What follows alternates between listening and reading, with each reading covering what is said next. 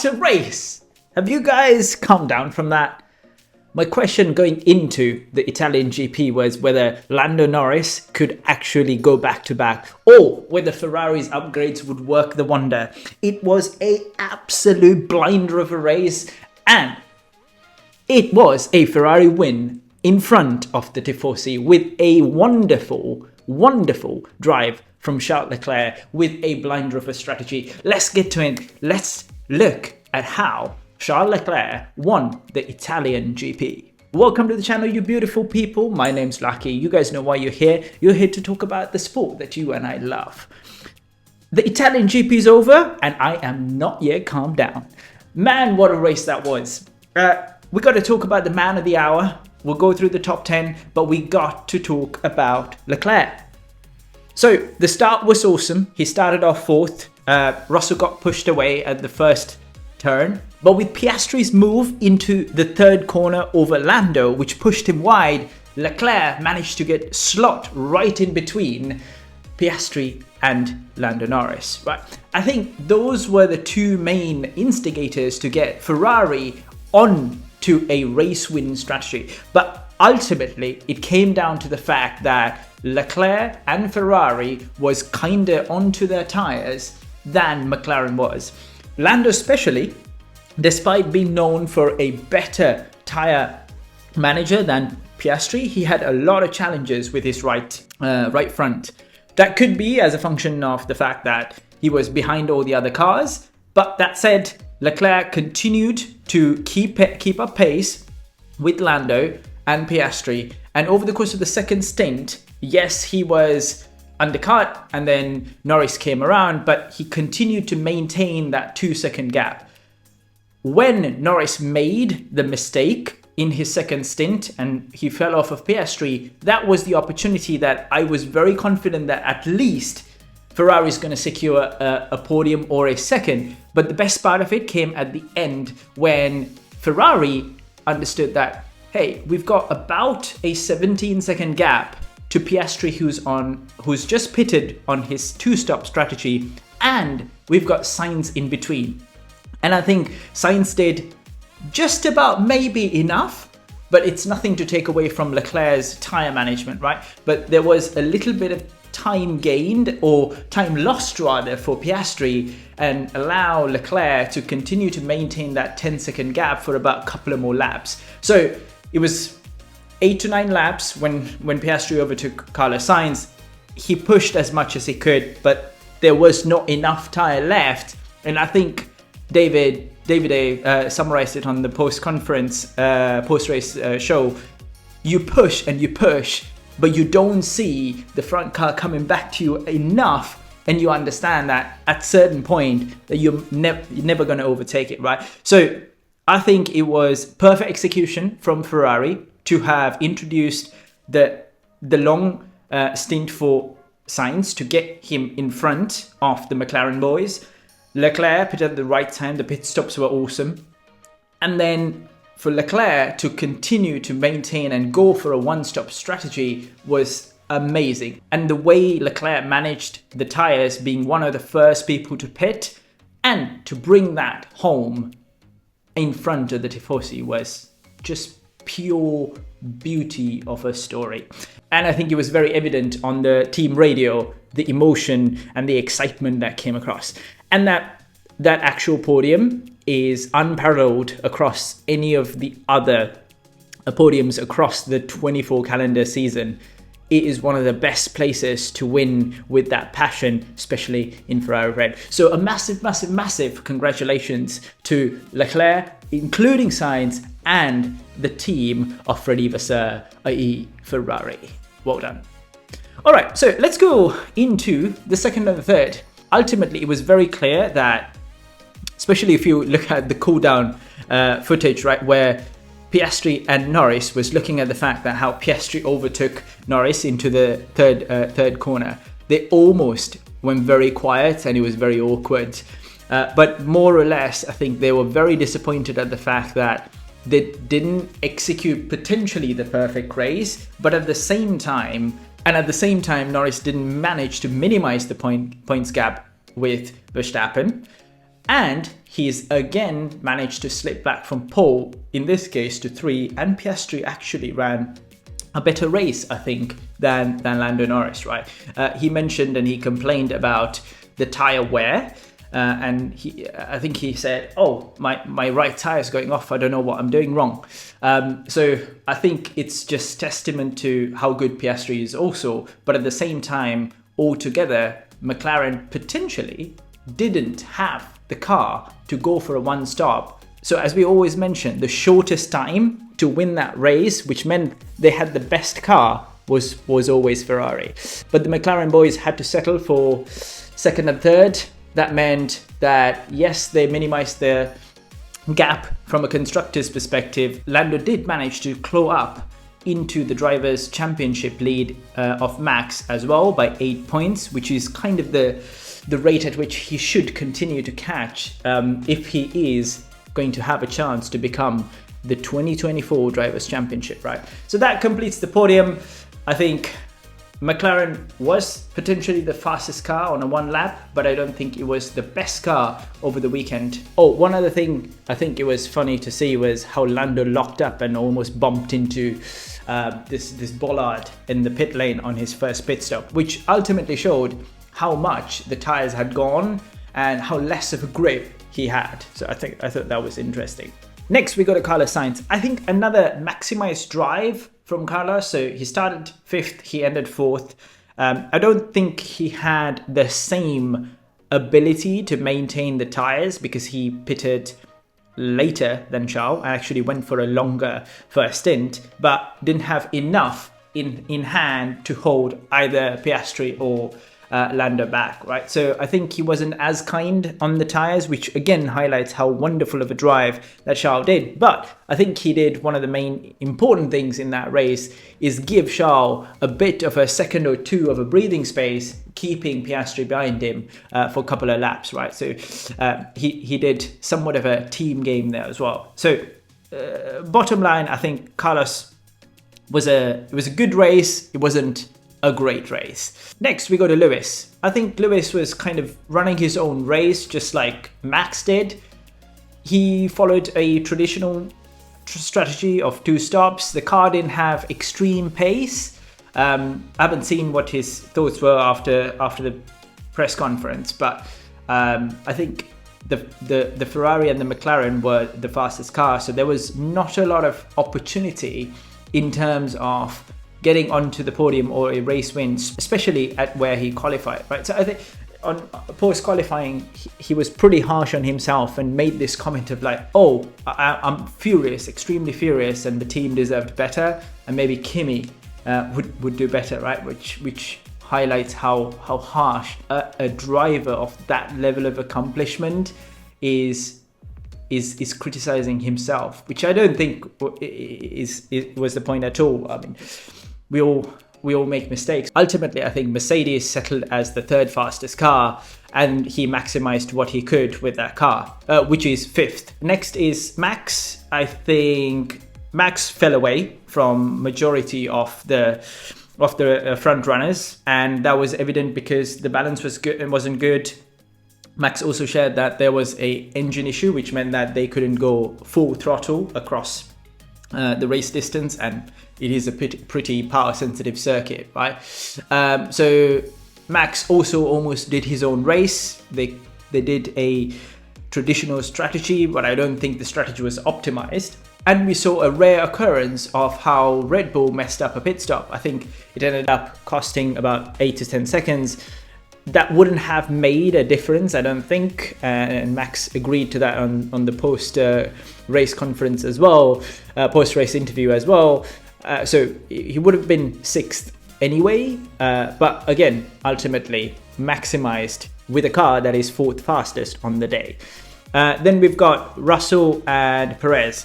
Russell, unfortunately, I think had a really good start, but got blocked into the first corner, so he had no other choice, which he had to go through the runoff area, and he picked up damage on the first corner, right? So his front wing end plate was completely gone, which meant that he probably had a fair few points of downforce gone. he fell behind Lewis, and then fell behind Verstappen, and he managed to keep Sergio behind him. But ultimately, his race was relatively ruined after the first corner, with the fact that he needed a front wing replacement, an early pit stop, and then he kind of settled into that third fastest car, and all he could really do is overtake Sergio at that point, which he did, so settling into 7th. And Sergio, again, I mean, this one, it's a bit difficult to be critical about Sergio, because ultimately the car was the 4th fastest, and he again ended up on the bottom of the pile with the top 8, really, right? But that said, he was 20 seconds off of Max with a engine issue and a pit stop that was horrible. So yet again, despite me saying you can't be harsh, that was another relatively mediocre or suboptimal drive from Sergio. So nothing special there.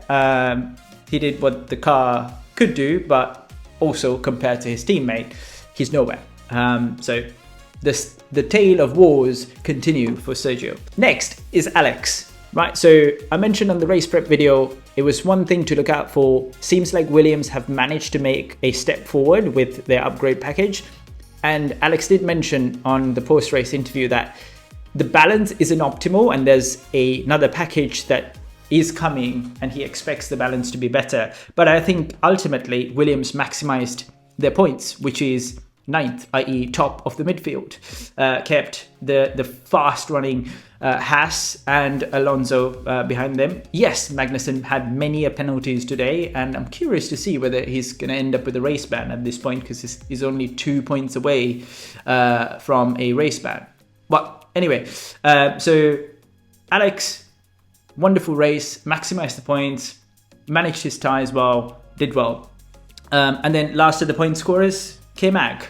I think has had a fast car, potentially a faster car than Williams, but driving etiquette, awareness, and the penalties took them off the top of the midfield pack. And then we have Aston Martin of Alonso trying to claw in to the top 10, but not making it. But a massive commendable effort for our new rookie on the grid, Franco Colapinto. He started off 18th and ended up 12th. And I think that was an impressive drive in a track where graining was the name of the day and where tire management was so optimal. Yes, it is not a very technical track, and yes, Formula 2 drivers have experience in Monza, and ultimately it was impressive to see that Colapinto was only about 20 seconds away from Alex Albon, starting from a Q1 exit starting grid position, right? So I think good things to come from Colapinto, and man, that was a wonderful race, right? It was equivalent of an emotional race compared to Silverstone for me. I think Charles is the well-deserved winner. And let's look at the Drivers' Championship, right? So as I mentioned, Max still holding pretty strong at the top, but Lando doing the bare minimum of every race that he needs to do to try and catch up and mount a challenge to Max Verstappen.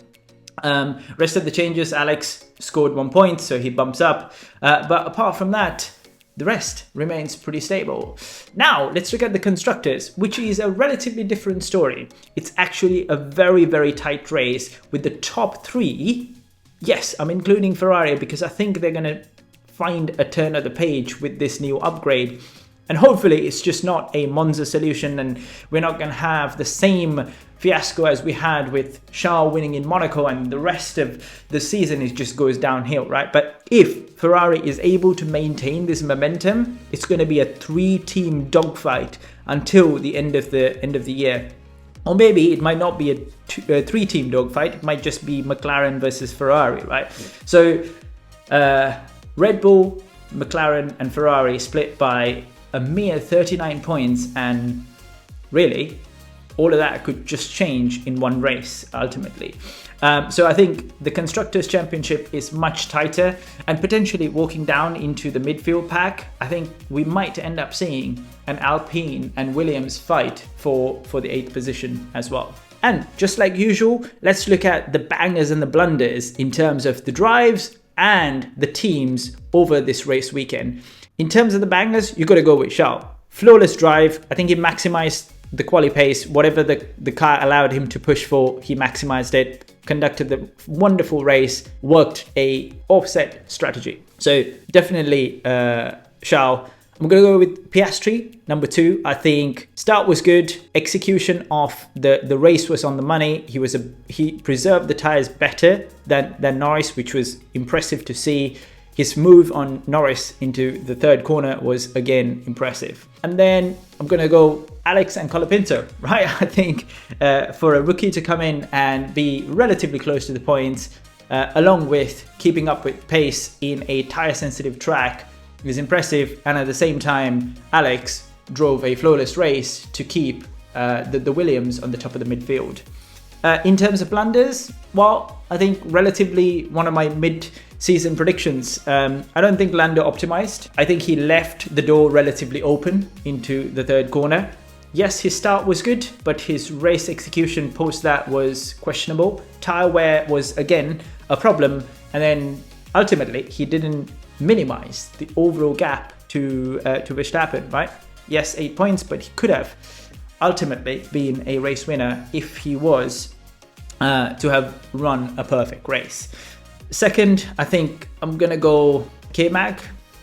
Too many incidents, too many penalties, and again, they could have been on the top of the midfield pack, but way too much non-aware driving incidents, and therefore not a great race.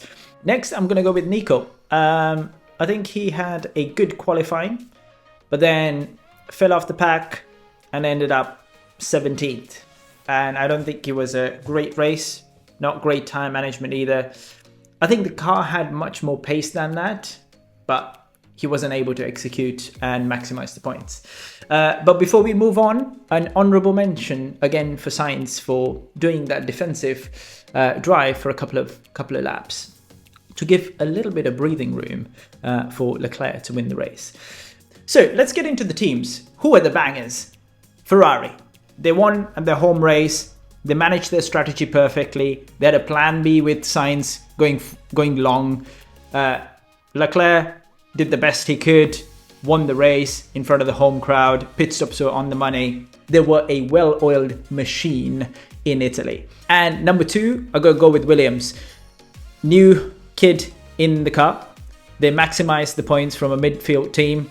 The pit stops were fine, and the drivers did the best they could, especially in the name of Alex Albon, right? So that's it for the bangers of the teams. In terms of blunders, we're going to go with Red Bull. They're about 37 seconds behind the leader, which I didn't think we would be ever talking about something like that in this era of cars. It hasn't been the case for the last 2-3 years, so they've definitely lost something. I'm going to do a separate video about these rumors that are going around in terms of whether Red Bull's cheating and whether they've been caught, and did this ultimately trickle down into their loss of performance. But that aside, I think Red Bull didn't maximize. McLaren, I don't think they're a blunder, but at the same time, they didn't maximize either in terms of their driver championship contender. Yes, Zach mentions that he's got 2 number 1 drivers and papaya rules, which means that they need to respect each other. But ultimately, if they made those tough decisions and put Lando ahead as their number 1 driver, he would have potentially now be around 40 points rather than 60 points, which would have meant that the Drivers' Championship also would have been 100% on, right? So I don't necessarily think that that should be the right approach, but who am I to judge, right? So in my view, maybe they're a bit of a blunder. Number 3, Sauber. A potential works teams finishing last, or 18th and 16th with 1 lap behind. That car doesn't seem to be turning a corner at all. There were shimmers of hope at the start of free practice 1, but all that was lost. Qualifying bad, race pace bad. So that's it. All right, that's been a long one already. Let's just quickly do a race rating and then wrap this one up. Let's look at track action. There was not a lot of track action apart from the bold moves from the midfield, K-Mag, but ultimately gaining a lot of penalty points. But the two front pack moves that I relatively liked and enjoyed was Russell on Perez and then Piastri on Lando. But apart from that, there was not a lot of track action. So I'm going to give that 4 out of 10.